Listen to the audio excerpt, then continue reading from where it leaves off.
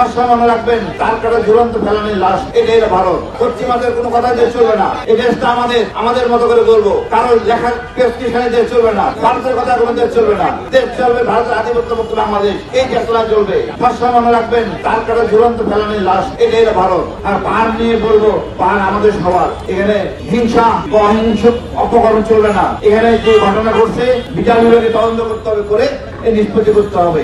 এখানে কেউ যদি বলে থাকে আমরা ভারতের সাথে একত্র হতে চাই, দুঃখজনক, এটা কাম্য না। আমরা এই জিনিস পৌঁছতে দেব না। আমরা চাই সমমর্যাদা, সম অধিকারের ভিত্তিতে সবাই বসবাস করবো পাহাড়ে।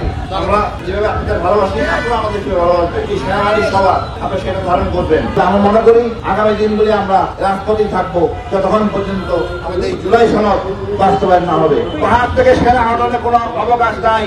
আপনাদের এই এক ভুলের জন্য শহীদ জিয়াউর রহমান কিছু ভূমিহীনদের ওখানে আশ্রয় দিয়েছিলেন। আপনাদের এক ভুলের জন্য এখন আমার সেনাবাহিনী তার পুনরায় আবার কেন স্থাপন করতে হবে। আমাদের সার্বভৌমত্ব ঝুঁকির মধ্যে আছে। এখানে সরকার নাই।